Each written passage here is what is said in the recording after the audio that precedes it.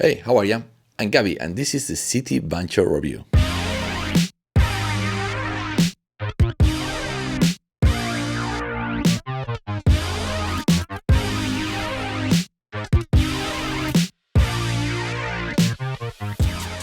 I came a bit late to this review. There are plenty of reviews out there on this bike, and the reason I'm doing this review now is because I have a lot of exciting news and updates on this amazing e-bike. First, I've seen a lot of reviewers complaining that this is too hard to put together.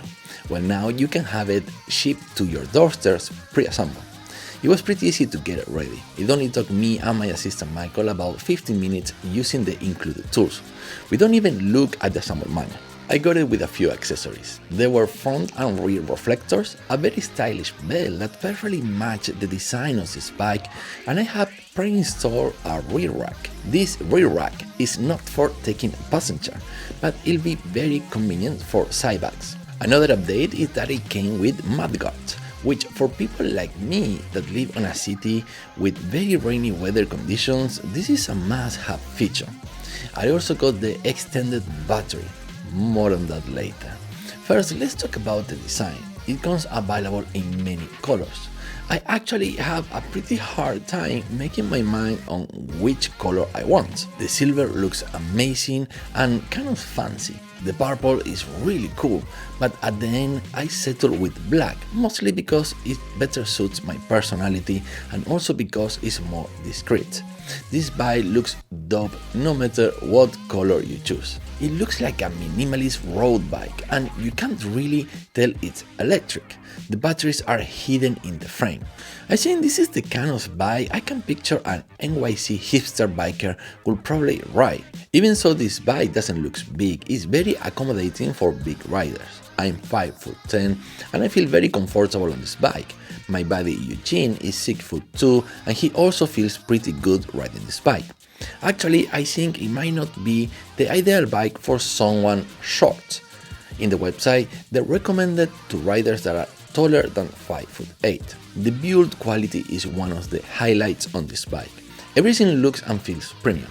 Aluminum alloy for the frame and Pro Max handlebar with an integrated color display that looks gorgeous and is IP66 water and dust resistant, so don't worry while riding under the rain.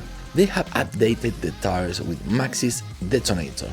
We have Gauge CDX carbon fiber belt drive system, West Coast pedals, Black Cele Royal Urban saddle.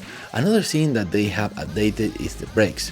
Now we have Magura hydraulic brakes. Quick disclaimer here, they sent me the Proset, the same bike that early buyers got from Indiegogo.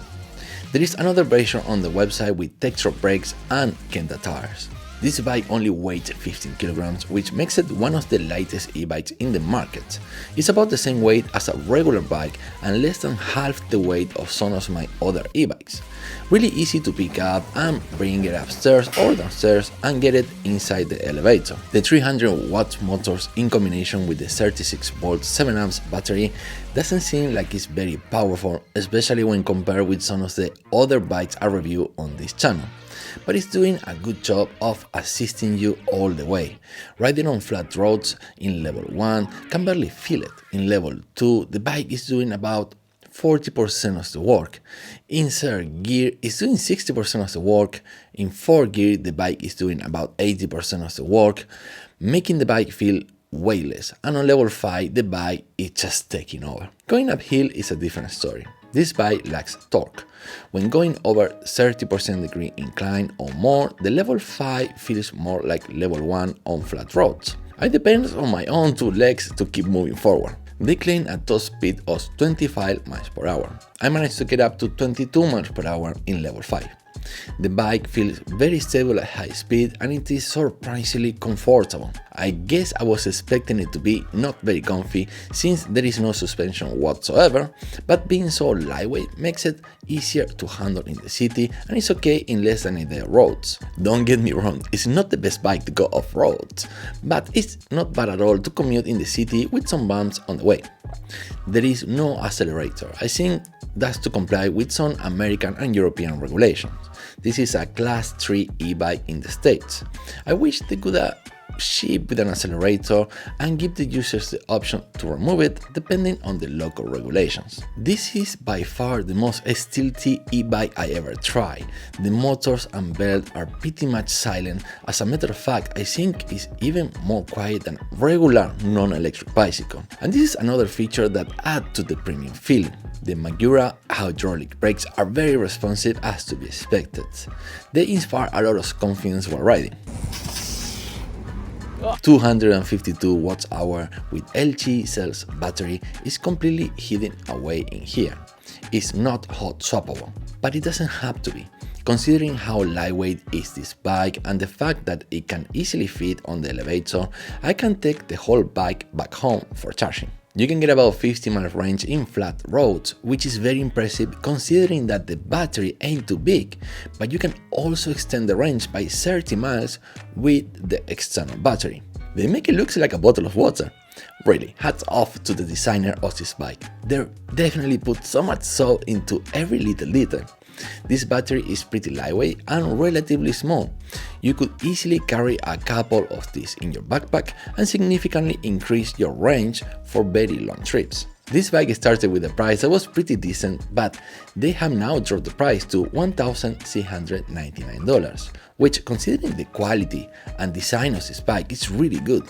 Other bikes with similar features are nearly twice the price. As usual, links in the description down below. If you have somehow enjoyed this video, please give it a thumbs up and consider subscribing if you haven't yet. Alright, that's it for me today. Adios amigos!